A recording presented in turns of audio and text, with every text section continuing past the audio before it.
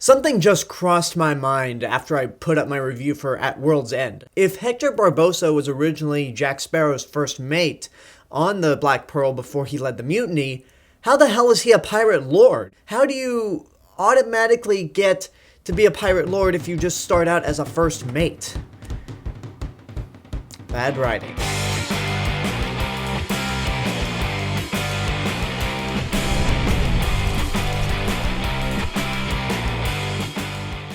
Pirates of the Caribbean on Stranger Tides is the fourth and forgotten sequel in the Pirates of the Caribbean series. And I say that because anytime this movie ever gets brought up in a conversation, the usual response is, wait, there was a fourth Pirates of the Caribbean movie?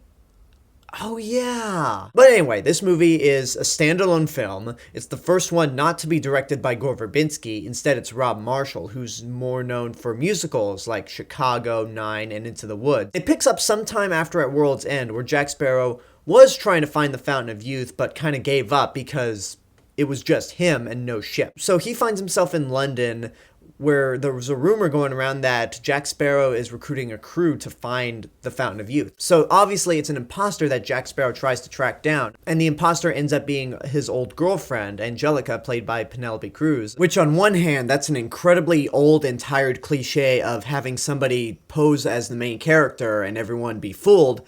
At the same time, Jack Sparrow does kind of look feminine, so Penelope Cruz could have gotten away with it. We find out that she is the daughter of Blackbeard, who both of them are on a journey to try to find the Fountain of Youth. So Jack tags along for the ride. At the same time, Hector Barbossa, who lost the Black Pearl, is now dressed up like Captain Crunch for the majority of this movie, but on a serious note, he is now a captain in the British Royal Navy to try and find the Fountain of Youth for the King of England, but he doesn't care about the Fountain of Youth. He's had some history with Blackbeard, and he's headed towards the Fountain of Youth to try and get revenge because, thanks to Blackbeard, he is now missing a leg. So Hector Barbossa has officially completed the circle of being a stereotypical pirate right down to the peg leg. So pretty much, this is the Pirates of the Caribbean equivalent of It's a Mad, Mad, Mad, Mad World, except more complicated. So I think everyone's in agreement that At World's End was a bad movie. I loved it when it first came out, but 10 years later,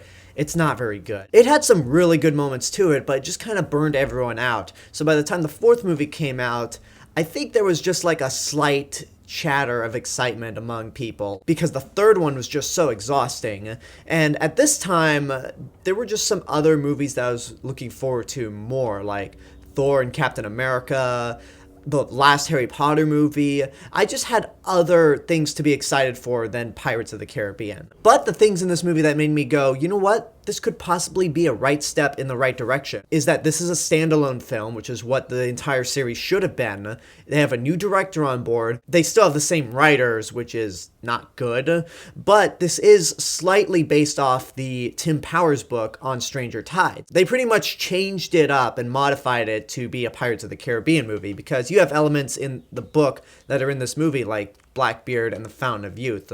So I figured, okay, with some sort of literary source material, it might be a better and more self-contained story. Oh, if only that were true.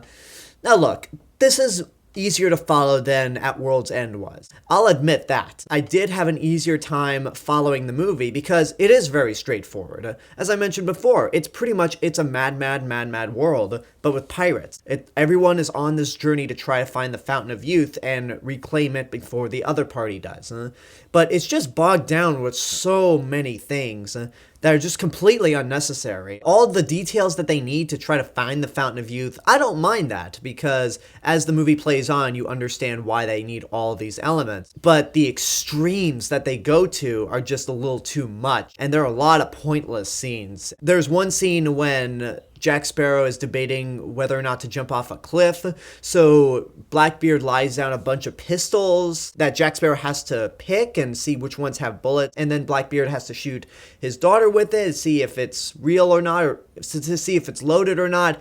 It's really convoluted and slows the movie down. You also have pointless characters like the Preacher. The Preacher is on board because it's supposed to be a symbol that Blackbeard still has some humanity in him, that his daughter won't let him kill the Preacher, but he kills everyone else. The main reason they have him on board, though, is because they need another young lover's relationship between him and one of the mermaids that they capture, which is so boring.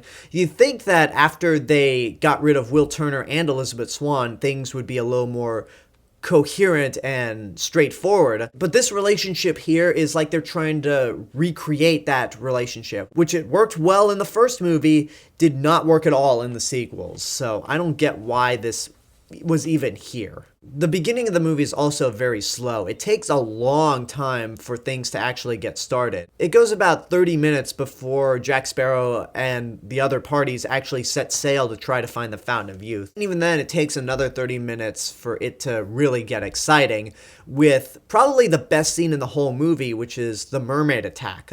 Every Pirates of the Caribbean movie, except the first one, has that one scene in there that makes you go, wow, that was amazing. And I say except the first one because the whole movie is amazing. The second movie had the Kraken scenes. The third movie had the Maelstrom climax and the last scene at Tortuga.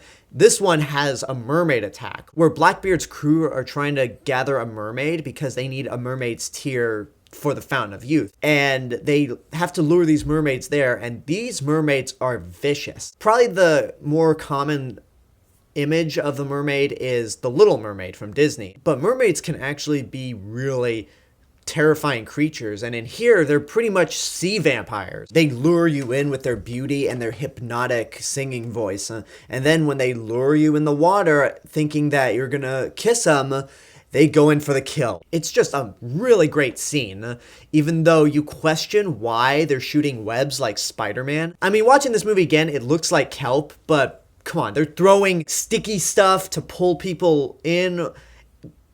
They pretty much are spider mermaids. No other way to really put it. But let's kind of segue into what I did like about the movie. Because when people do remember this movie, they say it's pretty bad. I don't think this is as bad as many people make it out to be. Because on the one hand, I do like the more self-contained story, even though it's overly complicated. On the surface, it is very straightforward, and it's not jam-packed with all of this bullshit that tries to make the universe much bigger. I mean, it does have that, but here it feels a little more natural, and it doesn't like come out of nowhere, and it doesn't end on a like super big cliffhanger where you have to see the next installment. That's one of the biggest strengths of this movie. The action scenes are a lot of fun. The mermaid scene is the best one, and the rest of the action scenes, while good, they're not super memorable. If there was one thing that Gore Verbinski did better than Rob Marshall, it's the action scenes. And not to say that the action scenes here are bad, it's just they never really stand out as being jaw-droppingly amazing. And there are also some weird shots in this movie where the characters are pointing swords at the screen, because this movie was shot for 3D. This movie was coming out in that era when everyone wanted to use 3D. And for something like Thor or Alice in Wonderland, where they converted it to 3D, it was unnecessary. With Pirates of the Caribbean on Stranger Tides, though, they at least had it planned that they were going to shoot it in 3D, even if there are a couple of shots that are reminiscent of Jaws 3D and Friday the 13th Part 3. I think Blackbeard makes for a semi-effective villain. He's definitely better than Cutler Beckett in At World's End, but he doesn't hold a candle to Hector Barbossa or Davy Jones. The first scene where we're introduced to Blackbeard, he walks out on the deck of his ship very calm, relaxed, irritated, and eternally pissed because of the mutiny that just happened. So all the other pirates go silent, and then his ship comes alive due to his magic sword, and he has everyone dangling from all the ropes up near the sails, and he kills a guy straight up.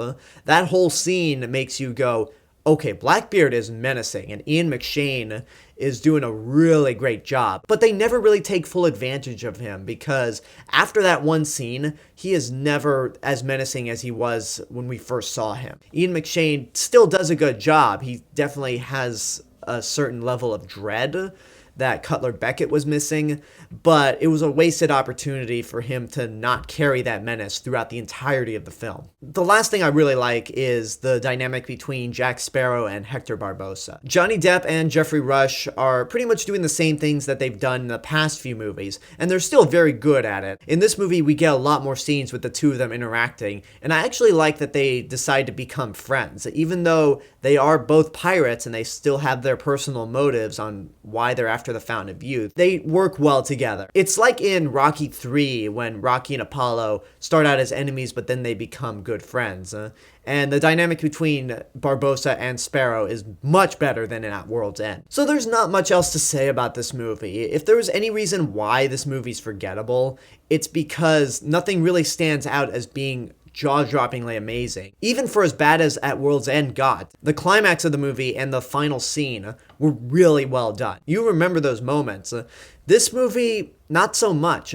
It really is one of those movies that when it came out, I saw it, enjoyed it when I saw it, and then it just faded from memory and I had no desire to watch it again until now. So this is a movie I'd say watch at your own risk.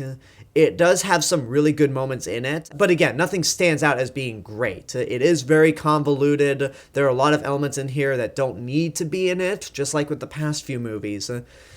But I don't think it's super god-awful. I don't think it's worthy of that 32% of Rotten Tomatoes that it has. So, the third best Pirates of the Caribbean movie, but it definitely could have been better. And that's my review for Pirates of the Caribbean on Stranger Tides. Dead Men Tell No Tales comes out next weekend, and while I'm looking forward to it, I honestly don't have the highest hope that it's going to be good. Because all the trailers make it seem like there's, again, too much going on in a movie that should have been a very simple, straightforward revenge story. But if there was anything to give me hope, it's that there are different directors on board, they have a different writer at last, and it'll be the shortest of the Pirates of the Caribbean movies, clocking in at only 2 hours and 9 minutes. So, here's hoping for the best. I don't have high hopes, but fingers crossed that it could be the best movie since the first one. So, with that said, thank you guys for watching my Pirates of the Caribbean reviews. Starting next Wednesday, I'll be doing a new retro series as we jump ship from Disney to Universal and talk about one of their most iconic movie monsters. But until then, I hope you enjoyed this review. Leave a comment down below and tell me what your thoughts are on the movie, if and when you've seen it. And as always, this is the real Mr. Robinson telling you, there's only one.